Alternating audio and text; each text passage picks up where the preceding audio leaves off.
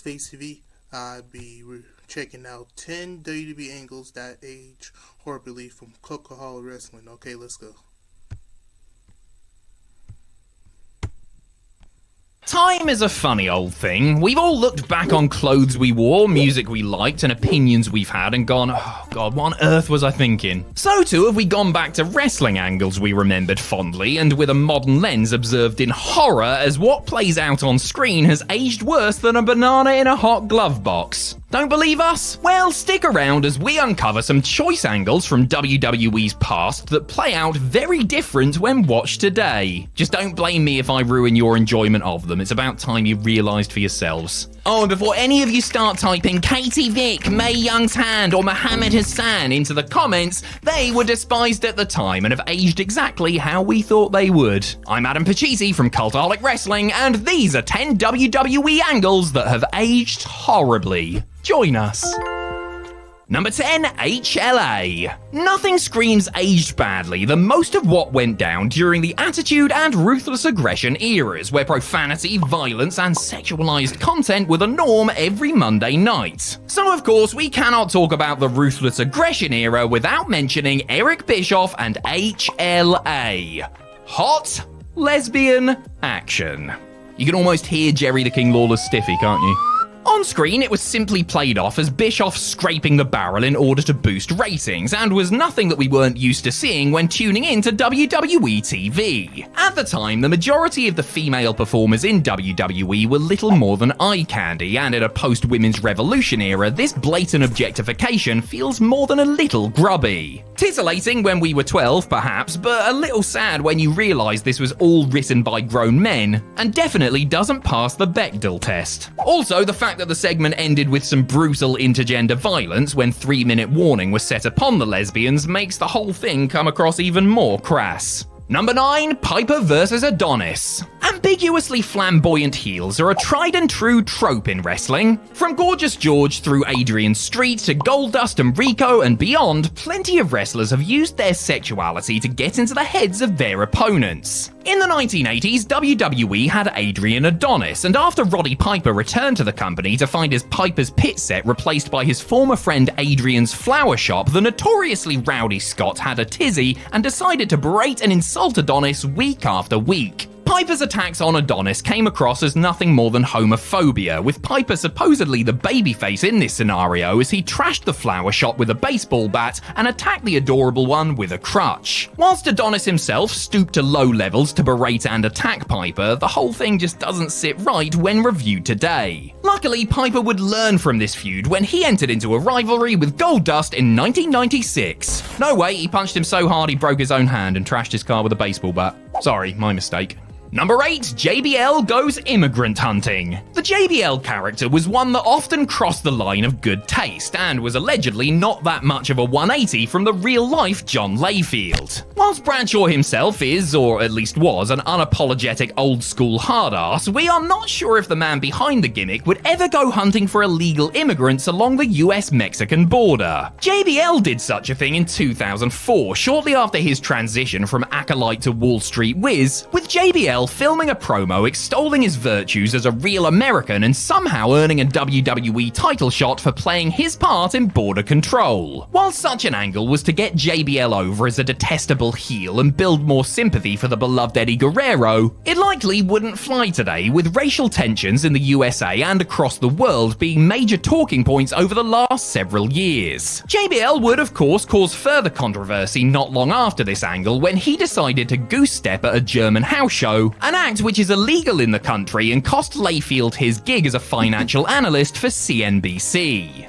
Number 7, The Wedding of Billy and Chuck. Ah, Billy and Chuck. Another ambiguously gay act, but rather than the OTT fright makeup and antics of the likes of Adrian Adonis and Goldust, B&C erred more on the side of the himbo stereotype, with matching fake tans and their own personal image consultants. Eventually, Chuck proposed to Billy and the team were engaged to be wed, but at the wedding it was revealed that Billy and Chuck weren't gay at all, and it was all just a publicity stunt that went too far. star. And then they promptly got battered. The fallout at the time was significant, with LGBTQ charity GLAAD deriding WWE for the bait and switch after earlier championing the company for what was, by standards of the time, a progressive angle. Amazingly, this all went down on the episode of SmackDown that took place just a few days after the whole HLA debacle on Raw. A banner week for Titan Sports Inc. Whilst modern WWE are more open in celebrating LGBTQ voices and performers, there is still room for improvement. But hey, at least they're not using outdated stereotypes or the punchline of "ha, gay" anymore like they did many times before. Number 6, Hunter marries Steph.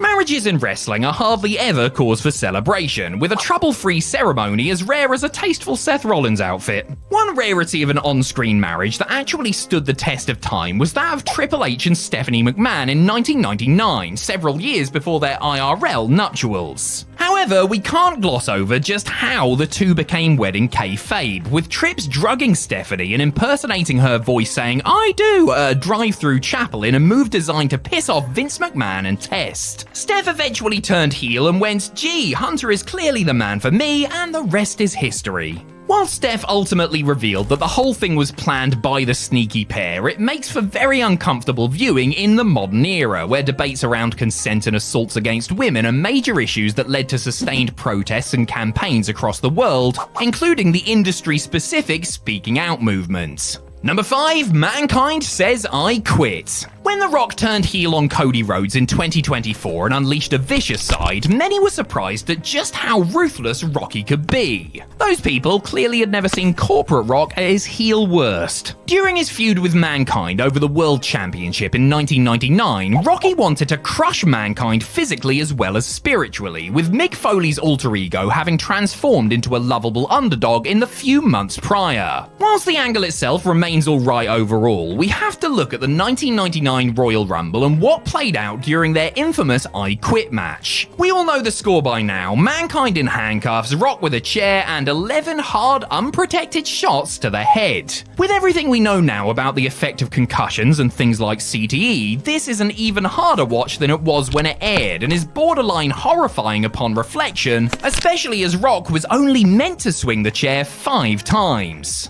I mean, I say only. 5 still feels like plenty to me. We will never again see anything like this in a WWE ring, which is good because Rock has previous for being an arsehole with a chair in his hands. Number 4, DX's Nation Abomination. D-Generation X were a gang of naughty little chickens, weren't they? When they weren't pretending sausages were willies or showing their bums to people, they were adopting black face and using racially insensitive imagery to poke fun at their rivals. Like clickmates the NWO before them, DX thought they would cosplay as their rivals for some hilarious banter, with Triple H, X-Pac, Road Dogg, Billy Gunn and Chyna poking fun at The Rock, D'Lo Brown, Mark Henry and The Godfather. Oh, and Jason Sensation pretended to be Owen Hart too. Chyna fortunately decided against blacking up, but the rest of DX had no qualms in painting themselves to cover their white skin. Astonishingly, DX were actually the baby faces here too, but if they tried it today, you would bet they would be cancelled, fired, and ostracized quicker than you can say, "Oh, for fuck."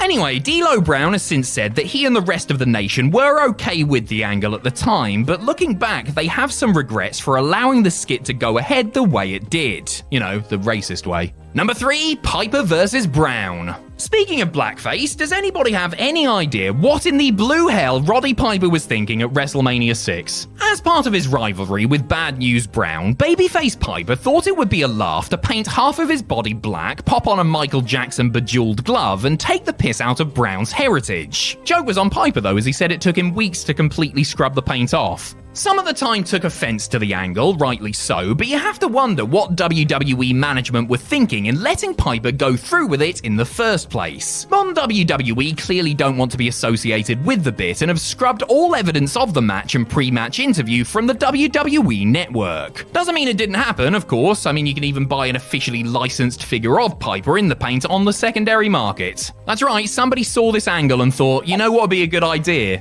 If we immortalize this in plastic? Number 2, Eugene versus Bischoff. Now, nobody is claiming that the Eugene character was well received when he arrived in WWE in 2004, but it goes without saying that WWE wouldn't dare try anything as on the nose with one of their characters in the modern era. Whilst we could have just thrown Eugene the character in this list wholesale, we instead thought we would focus on his feud with his kayfabe uncle Eric Bischoff, a story that is just plain cruel. Okay, so Eric got his comeuppance at the end by getting his very lovely hair shaved off, but before then we had to see the routine bullying and humiliation of Eugene week in, week out, and this was a character who was portrayed as having severe learning difficulties. Such was the ruthless aggression era that a character like Eugene not only made it past an initial pitch meeting, but out of the writer's room onto TV and became a focal point of Raw for several months. WWE will definitely want to make sure that everyone in time forgets about Eugene, and you can really understand why. Number 1, pretty much any angle involving Mr. McMahon. The Mr. McMahon character was pivotal to the Attitude Era, with the corporate suit doing everything in his power to make sure the renegade Steve Austin wasn't the face of the company. Outside of the wildly successful Austin feud, though, McMahon's storylines were rooted in humiliation, sex, and the corruption of absolute power. We think of McMahon making Trish Stratus strip and then bark like a dog in the ring, the countless divas he made out with, his on-screen drugging of wife Linda McMahon, the feud with God, and of course the Kiss My Ass Club.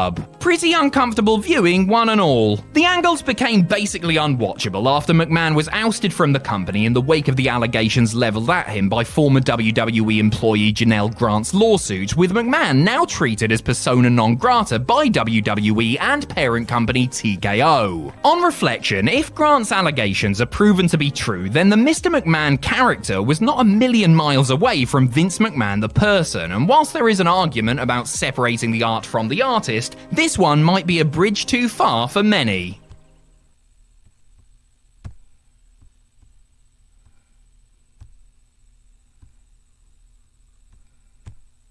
Yeah, good video by Cultaholic Wrestling. Don't forget to like, comment, subscribe. I'll see you on